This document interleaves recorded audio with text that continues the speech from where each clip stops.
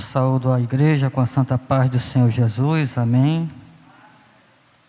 Quero convidar aos amados irmãos para, juntamente comigo, abrirem suas Bíblias na primeira carta do apóstolo Paulo aos Tessalonicenses. Primeira carta do apóstolo Paulo à igreja de Tessalônica. Capítulo de número 4.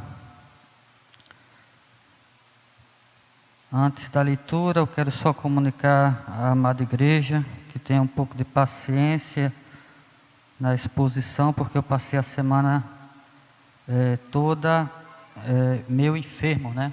Com a garganta ruim, tendo tonturas, uma gripe muito forte, mas pela graça de Deus estamos mais recuperados, né? Vamos dizer 85%, 90%, e acreditamos que é possível entregar o recado do Senhor para a sua igreja nesta noite.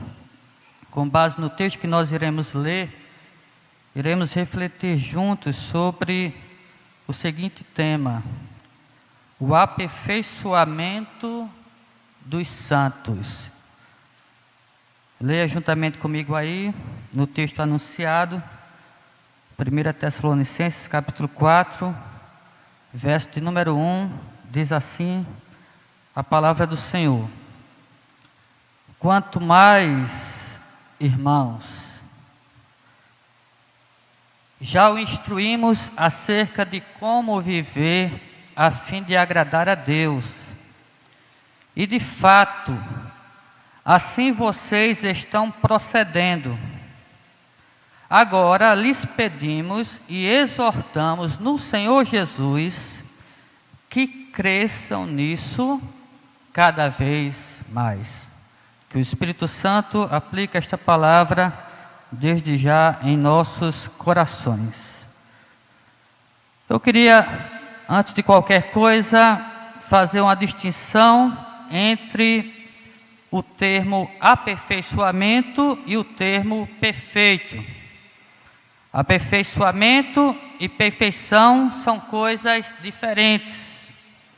Nós não estamos aqui nesta noite para falar sobre a perfeição dos santos, mas sobre o aperfeiçoamento dos santos. A perfeição se trata daquilo que já atingiu o seu alvo pleno, que não tem mais falha. O aperfeiçoamento se trata da melhoria gradual. Se trata do alvo que temos que atingir. E é sobre isto que o Espírito Santo, nesta noite, coloca em nosso coração para transmitir à sua igreja, que aqui se reúne, que também nos acompanha através da internet. Então, o aperfeiçoamento dos santos não tem necessariamente a ver com a perfeição dos santos. Perfeição significa falta de falha, não é? E aperfeiçoamento significa exatamente o progresso, né? A busca de uma melhoria a fim de atingir o alvo previsto, o alvo proposto. Também gostaríamos de fazer uma distinção entre a palavra aperfeiçoamento com a palavra moralismo, legalismo e perfeccionismo. Todos estes ismos que nós falamos aqui, perfeccionismo, legalismo e moralismo, não é a proposta da fé cristã, não é a proposta do cristianismo, e inclusive pode nos levar a um outro ismo muito perigoso, censurado pelo Senhor Jesus Cristo, que é o farisaísmo. A proposta do Evangelho não se resume somente a falar sobre o que é certo, sobre o que é errado, e julgar o comportamento das pessoas a partir daquilo que é estabelecido até mesmo pelo próprio Deus como certo e como errado. Os fariseus caíram nestes erros, não é? de buscar uma espiritualidade perfeita demais, legalista demais, moralista demais, uma espiritualidade que nem eles conseguiam viver. Então, quando o apóstolo Paulo aqui fala aos crentes de Tessalônica para que eles busquem a melhoria na vida espiritual, busquem o aperfeiçoamento espiritual, ele está descartando todas estas questões que muitos religiosos, movidos por um zelo extremado, radical, acabam caindo, acabam cometendo. Então é importante estabelecermos estas diferenças. Quanto à questão do aperfeiçoamento em si, a Bíblia, meus amados irmãos, ela tem várias passagens que nos recomenda a buscar este aperfeiçoamento. É impressionante. Se você fizer uma busca na Bíblia Sagrada sobre esta palavra aperfeiçoamento, você vai ficar chocado, não é? Porque há muitas passagens na Bíblia onde somos exortados a nos aperfeiçoar em nossa fé e em nossa vida espiritual. Eu vou dar aqui alguns exemplos rápidos. O apóstolo Paulo mesmo, na sua carta aos Filipenses, capítulo 3, verso de número 12, ele diz exatamente o seguinte, Filipenses 3, 12. Não que eu já tenha obtido tudo isso, ou tenha alcançado a perfeição. Em outras versões diz o aperfeiçoamento. Mas prossigo para alcançá-lo, pois para isso também fui alcançado por Cristo Jesus. Irmãos, não penso que eu mesmo já o tenha alcançado, mas uma coisa faço, esquecendo-me das coisas que ficaram para trás e avançando para as que estão adiante, prossigo para o alvo, a fim de ganhar o prêmio do chamado celestial de Deus em Cristo Jesus. Então o apóstolo Paulo, que exorta os crentes de Tessalônica a buscar o aperfeiçoamento para suas vidas espirituais, ele mesmo buscava isto para a sua vida, e ele era bastante franco quando ele dizia, não que eu já tenha alcançado este alvo, não que eu já tenha atingido esta meta, mas eu estou sempre me esforçando para alcançá-la através da graça que há em Cristo Jesus. Se abrirmos em 2 Timóteo, capítulo 3, verso 17, o texto que fala sobre a inspiração das Sagradas Escrituras, nós vamos ver no verso de número 17, o apóstolo Paulo dizendo que a Bíblia nos foi dada para que o homem de Deus, a mulher de Deus, sejam perfeitos e plenamente preparados para toda boa obra. Se abrirmos em Efésios, capítulo de número 4, a partir do verso 11 até o verso de número 13, nós vamos ver que a igreja tem como objetivo levar os filhos de Deus à perfeita varonilidade, à maturidade, à medida do próprio Cristo Jesus. E para encerrar esta parte, há muitos outros textos, mas para encerrar esta parte, basta lembrarmos que o Senhor Jesus disse para os discípulos no Sermão do Monte, sede, portanto, perfeitos, como é perfeito o vosso Pai que está nos céus. Então a Bíblia sempre está nos chamando para o aperfeiçoamento de nossas vidas espirituais. Nenhum destes textos aqui que foram citados e outros que poderíamos citar, que fala sobre aperfeiçoamento ou perfeição dos santos, tem a ver com aquele primeiro sentido que nós rejeitamos, o sentido da falta de falha, o sentido da impecabilidade. Não é isto. Há grupos religiosos que defendem que isto é possível. Nós não concordamos com esta ideia. Por exemplo, o catolicismo e o metodismo ensinam que é possível sermos perfeitos, sermos impecáveis, ainda mesmo neste mundo. Mas nós vimos o próprio apóstolo Paulo, que foi um gigante espiritual, dizendo que ele não tinha atingido esta perfeição. E o apóstolo João vai dizer que se nós dissermos que não temos pecado, mentimos, e a verdade não está em nós, porque todos nós falhamos em algum ponto. Então a Bíblia não ensina a possibilidade de sermos perfeitos neste mundo, embora tenha quem acredite nisso, mas ao mesmo tempo, de forma paradoxal, de forma que parece ser contraditório, mas não é, ela diz que embora não possamos ser perfeitos, devemos nos esforçar para buscar a perfeição. E é exatamente sobre isso que o apóstolo Paulo vai falar para os crentes de Tessalonicenses, quando ele diz: olha, vocês são a igreja modelo, vocês são modelos, são exemplos de cristãos.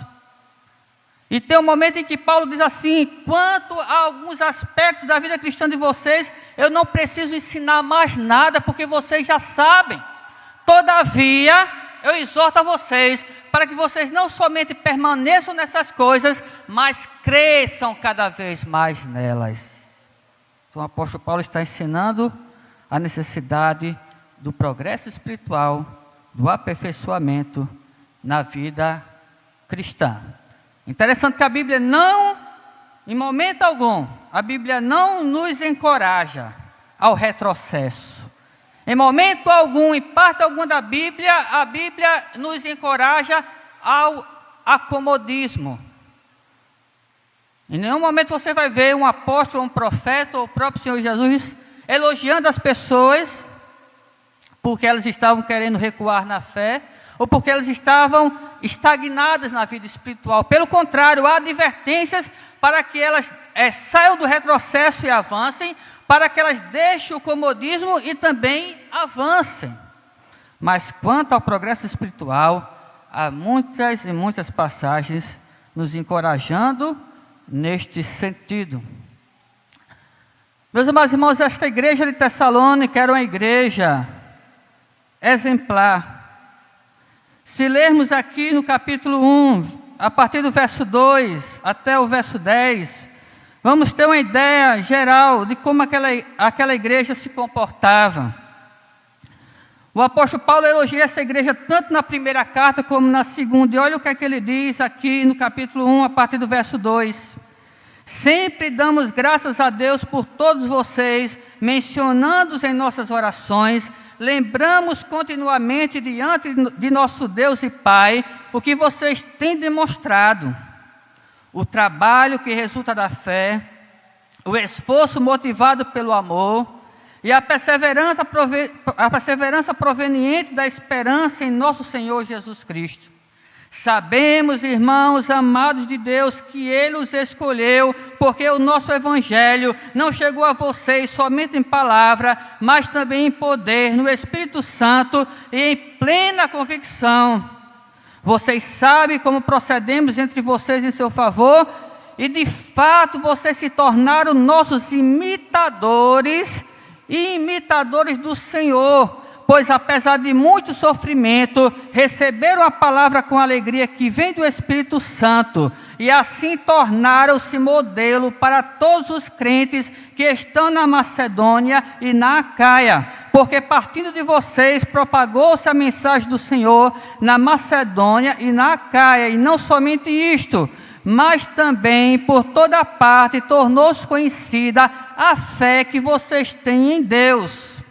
E o resultado é que não temos necessidade de dizer mais nada sobre isto, pois eles mesmos relatam de que maneira vocês nos receberam e como se voltaram para Deus, deixando os ídolos, a fim de servir ao Deus vivo e verdadeiro e esperar dos céus seu Filho, a quem ressuscitou dos mortos, Jesus, que nos livra da ira que há de vir.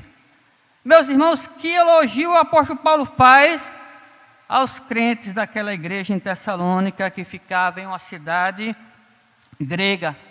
Ele chegou ao ponto de dizer: olha, eu não tenho dúvida alguma da eleição de vocês para a salvação, por causa da operosidade da fé de vocês, por causa do amor abundante que existe em vocês, e por causa da esperança que vocês têm da volta de Jesus. Vocês se tornaram modelo para todos os cristãos da Macedônia e da Acaia.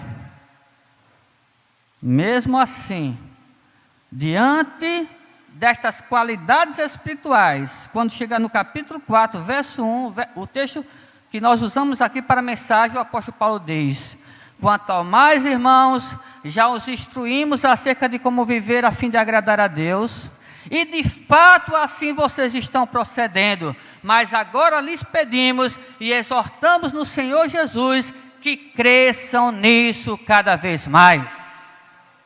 Se o apóstolo Paulo fosse um pastor descuidado, ele diria: olha, vocês já amam muito, vocês já têm fé demais, vocês já aguardam demais a vinda de Jesus, vocês já se tornaram modelo para os demais cristãos, então agora pode sossegar, pode relaxar na vida espiritual de vocês, vocês já têm crédito de sobra. Mas não é isso que o apóstolo Paulo diz. O apóstolo Paulo diz: vocês devem crescer nisso cada vez mais. E aqui está a proclamação do Evangelho para nós, nesta noite, meus amados irmãos, a partir deste texto sagrado. E o Evangelho nesta noite nos proclama o seguinte: que a vida cristã é uma busca contínua pelo progresso espiritual. A vida cristã é uma luta, é uma busca contínua pelo progresso espiritual. Em todo momento a gente tem que estar procurando crescer em nossa fé, em nossa comunhão com Deus. E o que é que nós podemos aprender com estes cristãos tessalonicenses, irmãos, acerca de como progredirmos em nossa vida espiritual? Temos aqui algumas lições que podemos extrair do exemplo deles. O primeiro é o seguinte: a primeira coisa que nós precisamos para progredir em nossa vida espiritual é exatamente exercitarmos as virtudes espirituais que nós já temos. Precisamos exercitar as virtudes espirituais que nós já temos, se nós quisermos crescer, progredir em nossa vida espiritual. Quais eram as virtudes espirituais dos tessalonicenses? Nós já mencionamos aqui: a fé, o amor e a esperança que eles tinham quanto ao retorno do Senhor Jesus Cristo.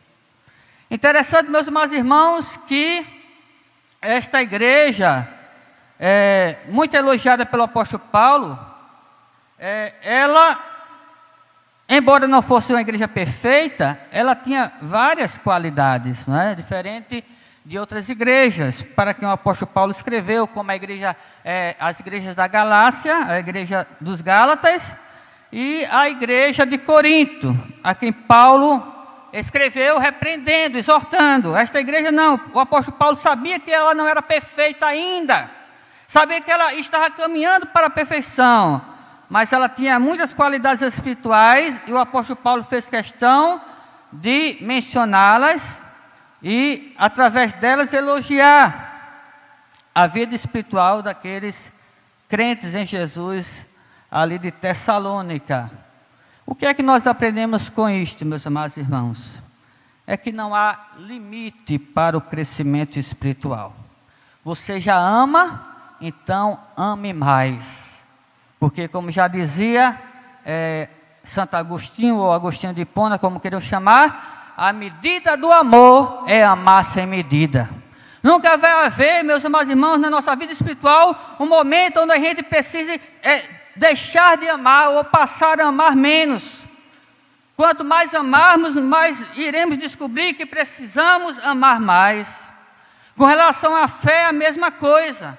Não existe medida para crermos. Quanto mais nós crermos na palavra de Deus, mais iremos descobrir que há necessidade da nossa fé crescer, se expandir.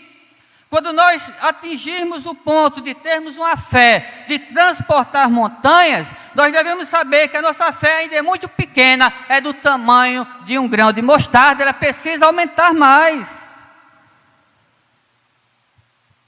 Não há limite para o crescimento espiritual. Eu já oro, pastor, eu oro tanto que eu não sei nem mais o que dizer a Deus. Já estou com a boca seca, já não tenho mais ideia na minha mente. Se você já ora, se isso já é uma virtude espiritual na sua vida, a palavra de Deus lhe encoraja a continuar orando, porque nesta mesma carta o apóstolo Paulo vai dizer, no capítulo 5, verso 17, orai sem cessar. Pastor, eu já evangelizo, eu já preguei para todos os meus vizinhos, para todos os meus familiares, eu não sei mais nem o que falar para as pessoas. Não há limite para a evangelização, porque o Senhor Jesus disse, ide por todo o mundo e pregai o evangelho a toda criatura. Sempre haverá um lugar onde o evangelho não foi pregado, sempre haverá pessoas necessitando de ouvir a mensagem do evangelho. Pastor, eu já contribuo muito com a obra de Deus, já dizimos, já oferto. Contribua mais, oferte mais, porque a Bíblia diz que melhor é ter para dar do que para receber. O quanto nós temos crescido, meus amados irmãos, em nossas virtudes espirituais, o quanto nós já temos exercitado as qualidades espirituais que Deus já nos deu. Esta é a primeira coisa que nós precisamos ter em mente quanto ao aperfeiçoamento dos santos. Para nos aperfeiçoarmos na vida espiritual, precisamos exercitar as qualidades espirituais que nós já possuímos. E nós vamos ver que também precisamos exercitar outros aspectos na nossa vida que ainda não está bom, que ainda não está de acordo com o Evangelho do Senhor Jesus. Mas precisamos, muitas vezes, focar naquilo que nós já temos, para depois focarmos naquilo que nós ainda não temos. Às vezes a palavra de Deus, ela é muito exortativa, né? Olha, irmão, ore. Olha, irmão, leia a Bíblia. Olha, irmão, evangelize. Mas nesta noite, neste primeiro ponto, a palavra de Deus é uma mensagem de encorajamento, uma palavra de elogio para nós. Se você já faz, não se canse de fazer, porque Deus está se agradando daquilo que você está realizando na sua obra. E se Deus está se agradando, não importa quem não esteja se agradando, continue progredindo para agradar mais a Deus. Esta é a primeira coisa. A segunda coisa que nós aprendemos neste texto, meus amados irmãos, é que para progredirmos na nossa vida espiritual, nós precisamos também evitar os vícios pecaminosos que nós já conhecemos. A vida cristã não é feita só de virtudes, mas também de vigilância. Há uma luta contínua contra o pecado. A igreja de Tessalônica vivia em um ambiente bastante hostil, um ambiente de idolatria, um ambiente de promiscuidade, imoralidade e um ambiente de perseguição. E o apóstolo Paulo vai dizer aqui a partir do verso de número 2 e verso de número 3 do capítulo 4 o seguinte: pois vocês conhecem os mandamentos que lhe demos pela autoridade do Senhor Jesus. E a vontade de Deus é que vocês sejam santificados. Abstenham-se da imoralidade sexual. E é até o verso de número 8, o apóstolo Paulo vai relatar uma série de coisas que os cristãos de Tessalônica deveriam evitar, caso quisessem progredir na sua fé e na sua vida espiritual. A vida cristã não é feita só de virtudes. Todos nós temos falhas e precisamos estar atentos, estar vigilantes. Por mais espirituais que já sejamos, nós nunca podemos nos descuidar quanto à nossa situação espiritual, porque o Senhor Jesus já tinha dito aos apóstolos: orai, vigiai, porque o espírito está pronto, mas a carne é fraca. Por mais crente que sejamos, por mais fiel que sejamos, por mais obediente que sejamos, se nós não vigiarmos, nós podemos cair em pecados que inclusive nós já conhecemos. Isso vai trazer retrocesso para a nossa caminhada cristã. Precisamos evitar os vícios pecaminosos que nós já conhecemos. Ele diz aqui, se vocês já conhecem os mandamentos de Deus, então abstenham-se daquilo que vocês sabem que transgride a estes mandamentos. Aí ele vai dizer aqui, a partir do verso 4 do mesmo capítulo: cada um saiba controlar o seu próprio corpo de maneira santa e honrosa, não dominado pela paixão de desejos desenfreados, como os pagãos que desconhecem a Deus. Neste assunto ninguém prejudique seu irmão, nem dele se aproveite, pois o Senhor castigará todas essas práticas, como já lhes dissemos e asseguramos. Porque Deus não nos chamou para impureza, mas para a santidade. Portanto, aquele que rejeita estas coisas, não está rejeitando o homem, mas a Deus, que lhes dá o seu Espírito Santo.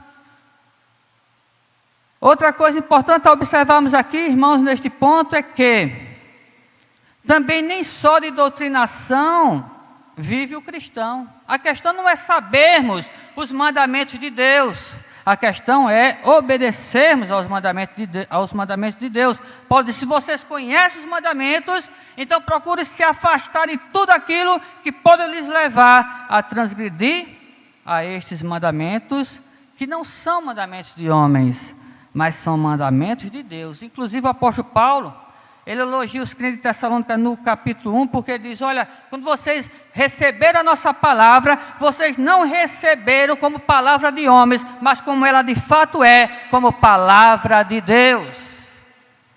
E é por isso que o Evangelho não chegou a vocês por meio da persuasão humana, por meio da sabedoria humana, mas sobretudo no poder do Espírito Santo, trazendo plena convicção. Então, no meio daquele mundo hostil, no meio daquele mundo idólatra, no meio daquele mundo promíscuo, no meio daquele mundo de perseguição espiritual, aqueles cristãos, eles progrediam cada vez mais na sua vida com Deus e com Cristo, porque eles evitavam transgredir os mandamentos que eles já tinham recebido de Deus, os mandamentos que eles já conheciam.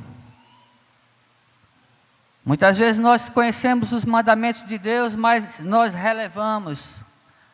Achamos que uma coisinha aqui, uma coisinha ali, não tem nada demais. E aquilo vai minando a nossa vida espiritual, aquilo vai minando a nossa fé. E quando a gente menos espera, a gente está frio espiritual. Quando a gente menos espera, a gente está se desviando dos caminhos do Senhor. Por isso nós não podemos baixar a guarda. É necessário estarmos vigilantes sempre. Porque, meus amados irmãos, o diabo não dorme. O diabo vai estar sempre procurando uma maneira de nos levar para o retrocesso espiritual. Vai estar sempre procurando uma maneira de esfriar a nossa fé, de nos afastar de Deus. Colocando uma isca aqui, colocando uma isca ali. E quem não estiver atento, pode cair nessas artimanhas do diabo. Mas nesta noite, o Espírito Santo diz para mim e para você: progrida na sua vida espiritual, cresça nas virtudes que você já tem e evite os vícios pecaminosos que você já conhece. Uma vez, eu fiquei muito decepcionado com os irmãos que foram para um retiro.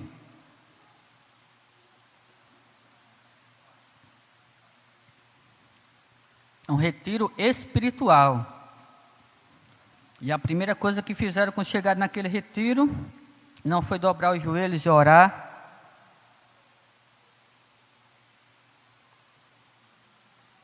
Não foi nenhum exercício espiritual. Mas um chegou para outro e fez um gesto obsceno.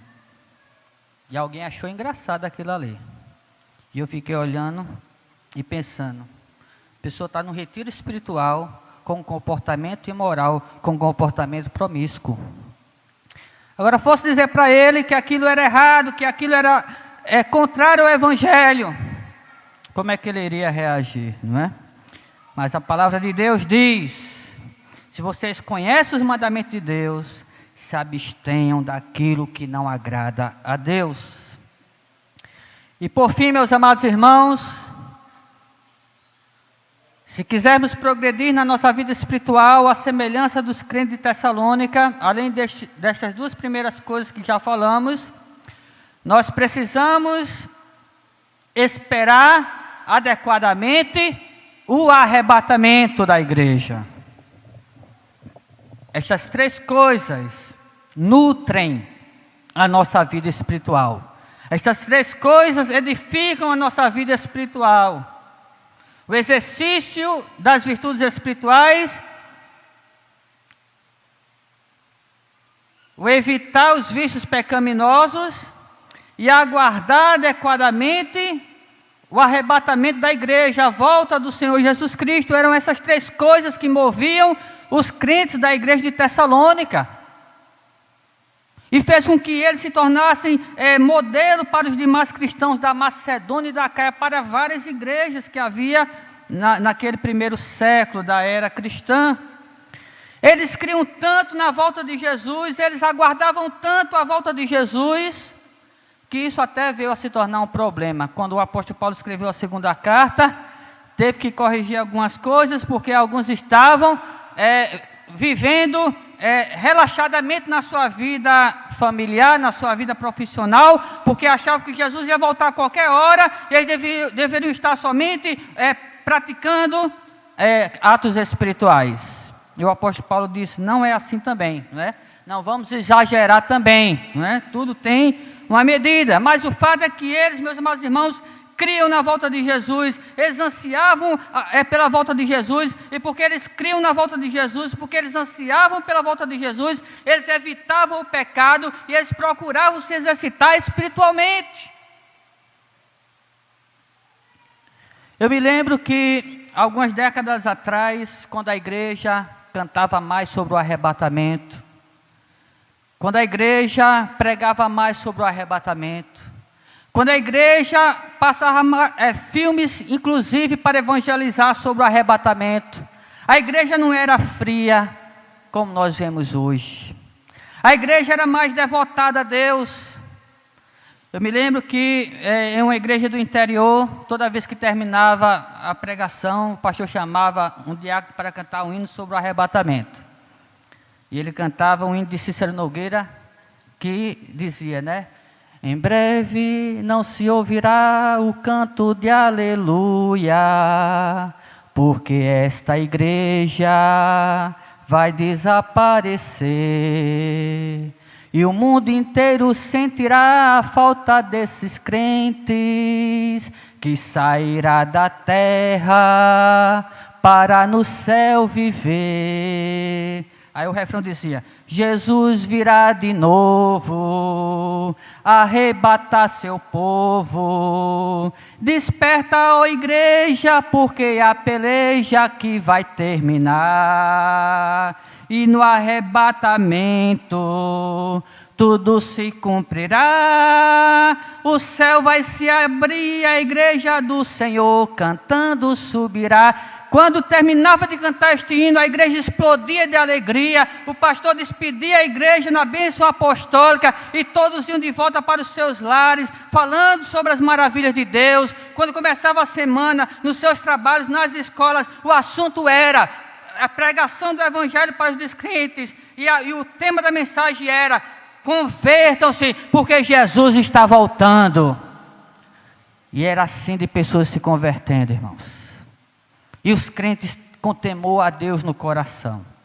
Eu lembro que uma vez num retiro espiritual, isso aí foi espiritual mesmo, uma jovem estava assistindo conosco um filme sobre o arrebatamento, não foi aquele Deixados para Trás não, foi outro, né, mais antigo.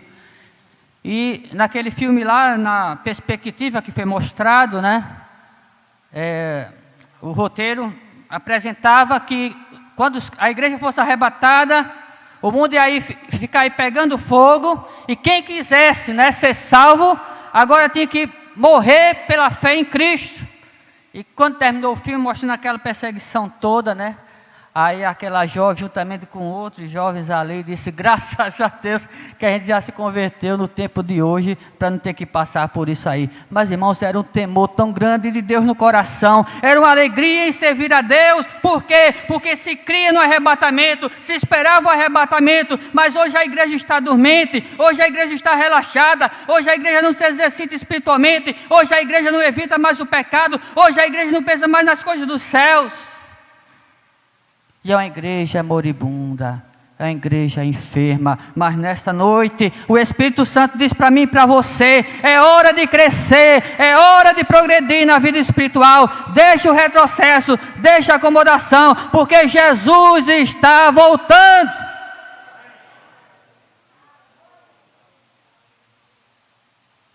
Agora, vamos fazer isso de forma adequada, né? Quero terminar com isso. Uma vez um músico da igreja tocava bateria, cantava, fazia tudo. Era muito bom ele, né? Para os irmãos terem uma ideia, quando o Álvaro Tito foi cantar nessa igreja que ele fazia parte, ele fez dueto com o Álvaro Tito. O Levi deve conhecer o Álvaro Tito, né? Um grande cantor gospel. E ele botou na cabeça que devia viver só para a igreja. Aí ele disse, eu não vou mais trabalhar não, né? Ele era um bom vendedor de mão cheia, mas não vou trabalhar mais não, porque agora eu vou me dedicar só às coisas de Deus. Algo que é próprio para o pastor, e nem todo pastor hoje tem mais esse privilégio, infelizmente, né? Para ver a época que a gente está vivendo, né? E o fato é que ele passou um ano só se dedicando à igreja. A igreja ainda deu uma ajuda de custo a ele, né? Quando chegou no final do ano, ele não tinha mais como dar conta da família, porque eram 5 filhos, né? E ele tomou uma resolução que não foi boa também. Ele disse, agora eu vou me dedicar para a minha família, a igreja que se vire. Já foi o outro extremo, né? E ele passou 5 anos afastado da igreja. Aí eu pergunto, de que valeu ele ter se dedicado 1 ano exclusivamente à igreja, ele que nem pastor era, e depois ter passado 5 anos fora da igreja. Foi mais ou menos isso que o apóstolo Paulo disse para os cristãos de Tessalonicenses, que não queriam mais trabalhar porque achavam que Jesus ia voltar a todo momento. Mas nem por isso o apóstolo Paulo disse, olha, Jesus só vai voltar daqui a 2.000 anos, Jesus só vai voltar daqui a 3.000 anos. Não progrida na vida espiritual de vocês não, porque vai demorar para ele voltar. O apóstolo Paulo não disse isso. O apóstolo Paulo disse, continue crescendo nessas coisas, porque Jesus vai voltar. Agora não deixe de trabalhar, não deixe de cuidar da sua vida espiritual, porque a vida espiritual, irmãos, é um equilíbrio. Deus não é um Deus de desordem, Deus é um Deus de ordem e decência. E se nós soubermos administrar a nossa vida, nós vamos progredir espiritualmente. E o nome de Deus vai ser glorificado em nós e através de nós, como foi na igreja de Tessalonicenses. Esse é o desejo do meu coração para a vida da igreja. Que Deus abençoe a todos em nome de Jesus.